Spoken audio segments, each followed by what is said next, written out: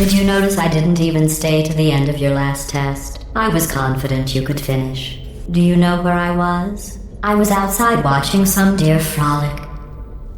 You don't even care about the outside, do you?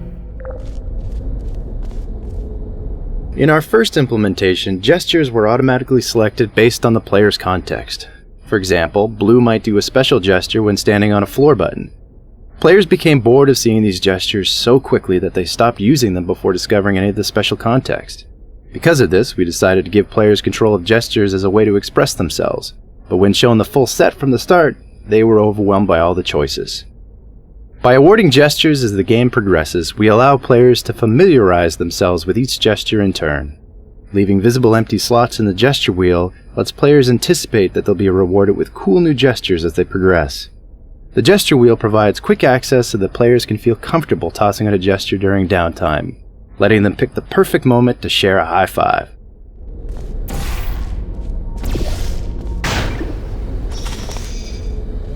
We have a taunt where one robot steals the other's core. When implemented, it was the only taunt that required one person to initiate. Because of this, we were afraid that it would be used for griefing. We were in the process of rethinking our approach when early playtesters rated this as their favorite taunt. It was also the most used team taunt because it only required one player to initiate and was easier to use than the others. We ended up changing all the other team taunts to emulate the way stealing the core works. Airlocks were introduced mainly as a way to allow players to focus on individual puzzles. In some of our early investigations, areas contained puzzles that were meant to be solved as a group, as well as others that were for individual solution. But we found that if players could move freely between them, they logically assumed that the individual puzzles were part of one big puzzle. This had bad results. For clarity, we created these airlock-like spawn rooms that act as checkpoints between puzzles. Once both players entered the airlock, we lock off access.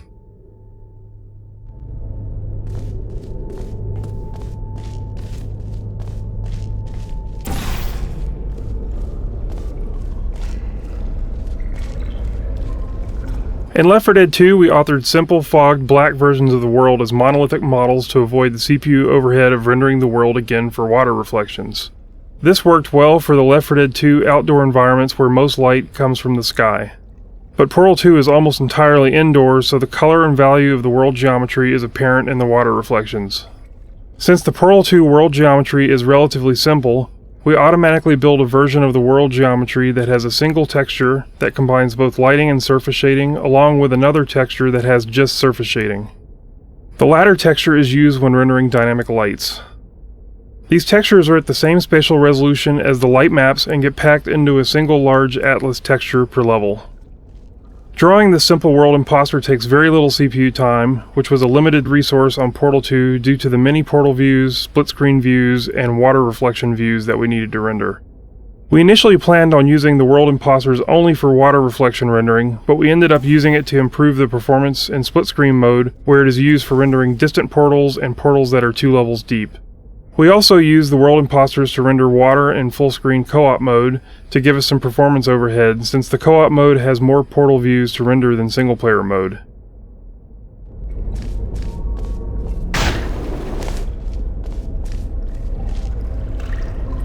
Normally in games when players die, they see this as a big failure. But in Portal, death is a normal part of the puzzle-solving experience. In co-op, death not only happens more frequently, but it can happen at the hands of your partner, purely accidentally, of course. We felt it was important to not only make death no big deal, but to make it fun. Early on, we tried some elaborate death animations, such as showing your robot slowly getting crushed under a giant crusher. These were awesome to watch, but they quickly became repetitive. Also, after a very short while, players grew afraid to take risks. The fear of having to wait a long time before trying again prevented them from simply playing and experimenting in a spirit of fun. We had to find the right balance where death was quick enough to be a non-penalty and elaborate enough to be visceral and satisfying, a fun payoff for creative play.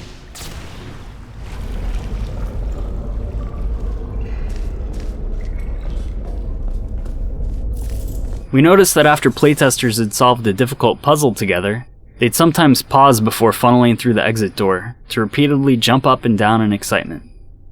We realized that these meeting places would be the perfect time to allow players to high-five each other and celebrate their victory in style. Our first interface attempt had one player initiate a high-five by holding their hand up and waiting. The other player could join in by selecting the same gesture. If they were standing in the correct positions relative to each other, they'd pull off a high-five. But learning the correct place to stand was too difficult, so we decided to automatically move the bots into the correct position for the high-five. Sometimes, however, the player who wanted to high-five would be left hanging as the other player ran ahead without accepting. Increasing the time that the initiator waited with his hand up gave the other player time to return and accept. But being frozen into place for more than a few seconds was too frustrating. So finally, we made players auto-accept the team gestures. Now when the mood strikes either player, the game always ensures a successful celebration.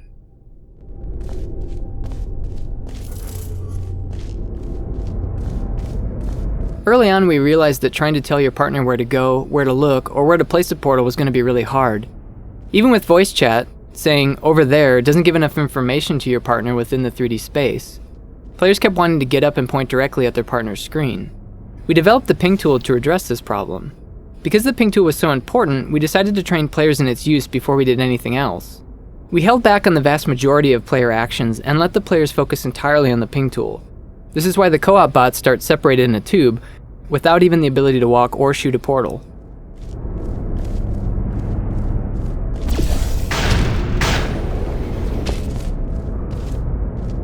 Several puzzles in the game require the players to take on distinct, intertwined roles. We called these asymmetric chambers trust puzzles, because one player is often placing their life in the hands of the other. When one player accidentally kills the other, it almost always ends in laughter. So much laughter that we sometimes had to question if it really was a legitimate accident.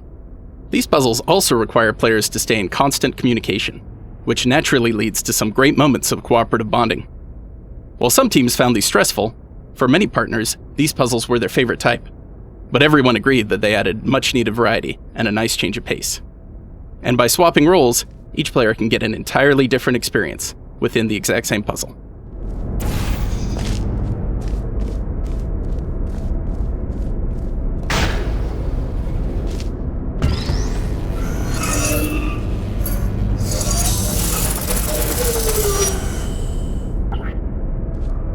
Something that really surprised us was how often playtesters stated that they loved the basic experience of handing off a cube to their partner.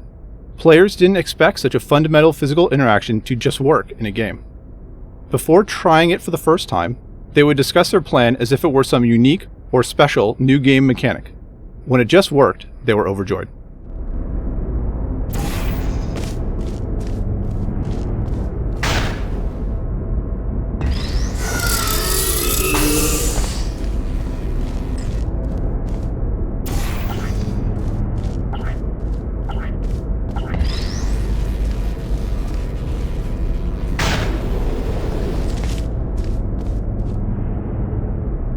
Most players don't realize that the ping tool is context sensitive.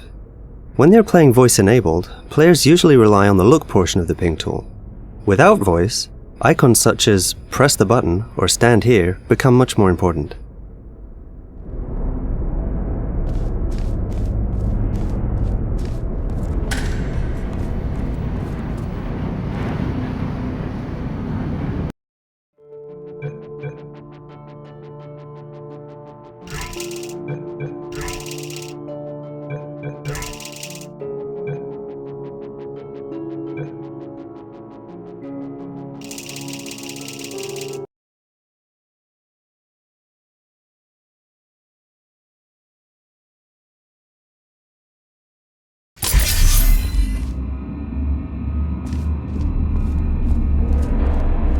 In laying out the structure of our hub, we had a number of challenges that were new and specific to co-op play.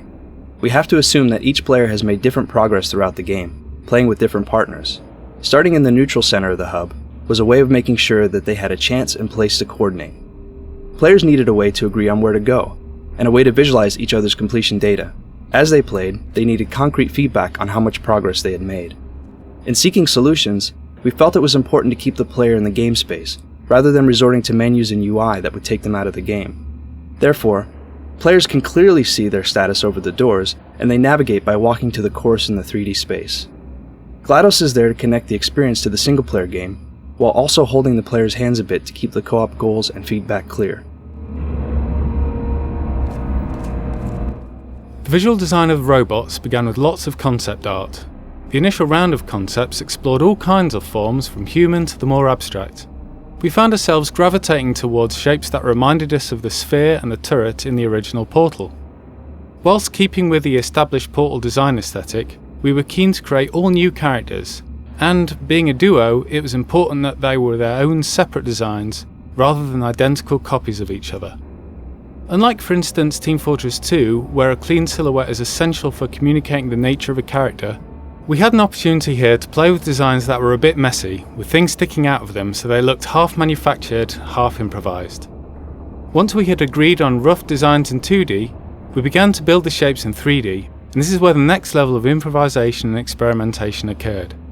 Usually, a model will be designed and built in 3D and then rigged for animation, but here we allowed the rigging process to inform the models. We wanted to celebrate the mechanics of robots. We allowed function to dictate form, and in terms of detail, they started to design themselves once you start thinking about motors, ball joints, actuators, and all that sort of thing. The classic duo is often made up of two contrasting body types, short and squat next to tall and wiry, and it's not hard to see Laurel and Hardy, C-3PO and R2-D2 in these characters. Even though we had the freedom to make our silhouettes a bit untidy, it was still important that they remain readable as anthropomorphic bipeds. We wanted players to feel free to make mischief for their partners, in a typically human way, but without creating any kind of gore. The robots were perfect for this.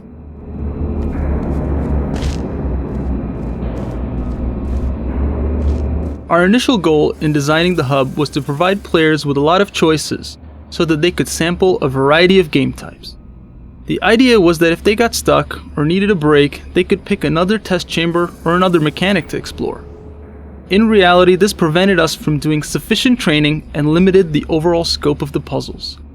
With such a flat structure, it was much harder to layer old mechanics onto new ones, because we couldn't guarantee that players understood what they needed to know to solve a puzzle. By going linear, we could guarantee prior knowledge and provide a much better experience, more satisfying pacing, and a story that gathered momentum over a long period of time. In our original robot designs and the first animation tests, we started with the premise that, being robots, their movement should have limited personality and be a bit more mechanical. The feedback of our game testers and the reaction of our fans to the trailers convinced us that a more whimsical approach to animation would lead to a better experience. So we moved away from a sterile approach and found a whole new range of possibilities as we began to explore their personalities and gestures.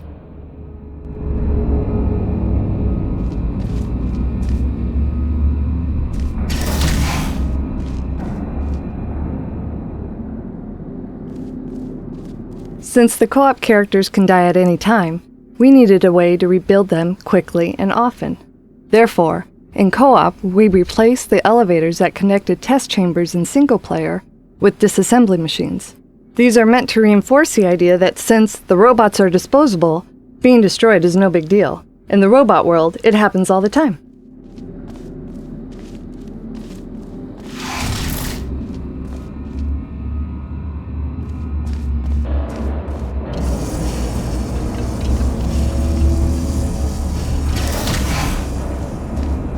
If the orange bot is the odd couple's Felix, then blue is Oscar. Blue was meant to be an early and rather rough prototype robot, representing GLaDOS's first attempt at making a bipedal testing bot. Compared to the sleek lines of orange, he's much less elegant.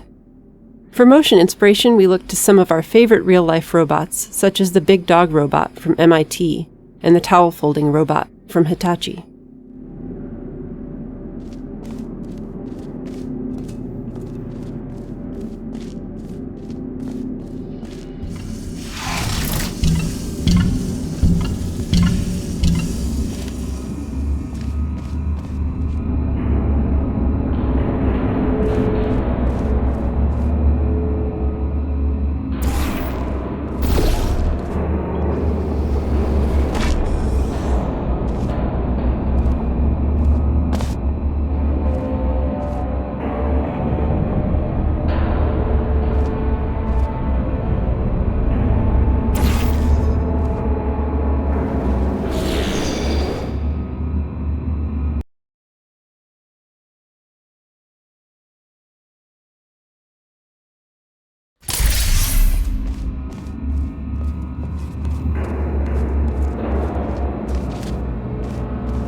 Our initial goal in designing the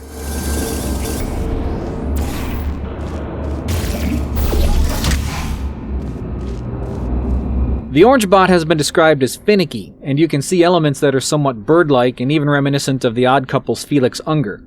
The gotta pee idle dance was born out of the idea that current bipedal robots are constantly needing to readjust in order to find their balance. Because Orange's design is rather unstable, the motion design solution was kind of a perpetual motion needed to maintain his balance.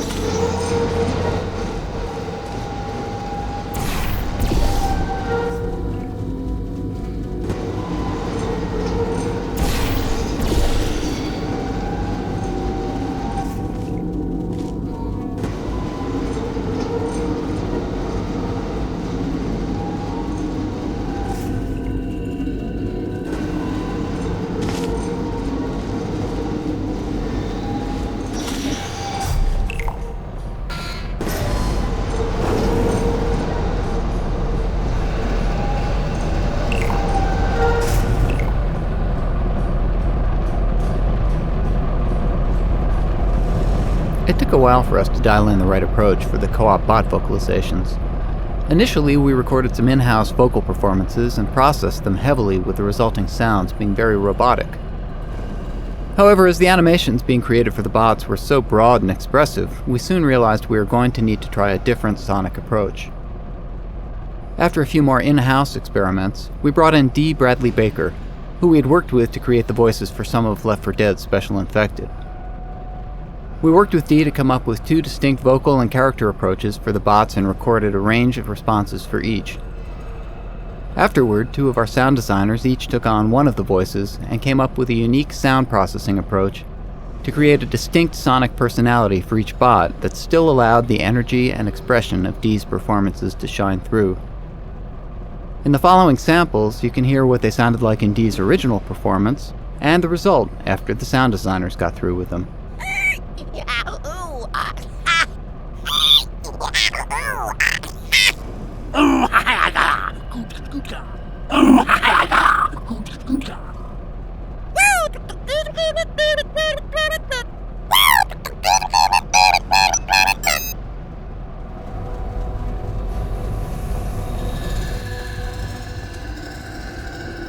It's important to give co-op players a way to coordinate their action. Seeing how our players naturally wanted this ability, we decided to support it with the ping timer and ended up designing some puzzles around it. Due to lag and other issues, syncing up actions over voice chat turned out to be rather difficult.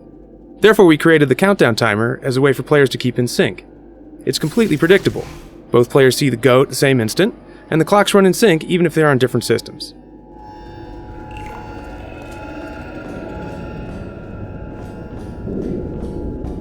This puzzle requires one of Portal's trickiest logical leaps.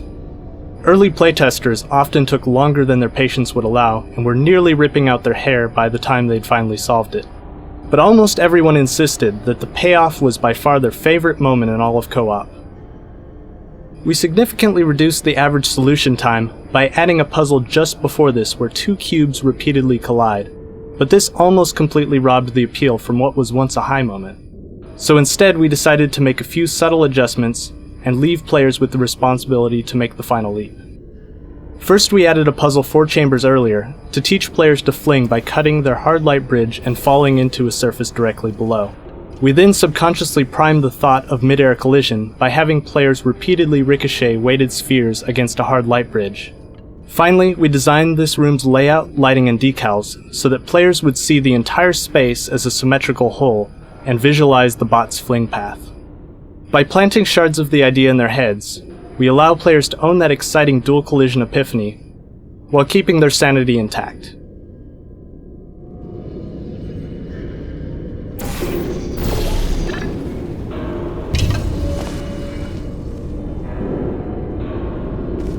For a while, we were on the fence about whether to keep the team taunt hug in the game. Some felt it wasn't suitably robotic, while others had a concern that perhaps it showed too much emotion for these characters. But once it was animated for a trade show trailer, many of our concerns were washed away by the positive reaction of the fans. It was a huge success.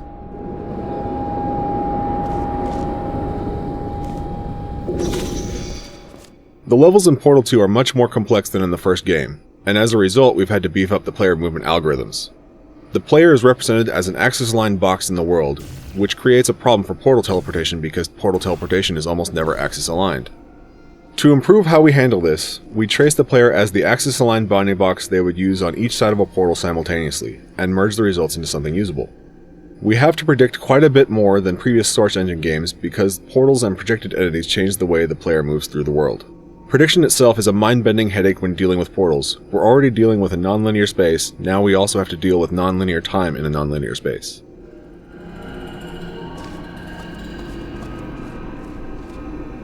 Writing GLaDOS for co-op introduces some interesting problems.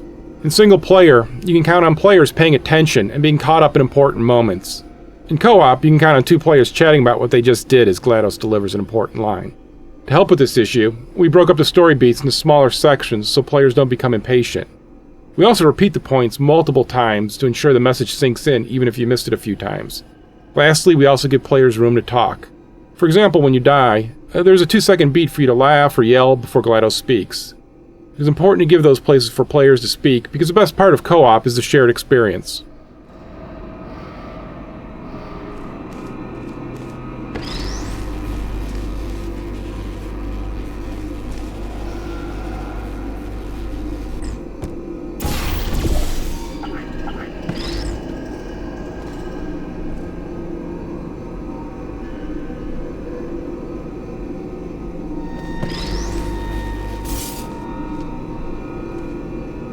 In just a moment, the word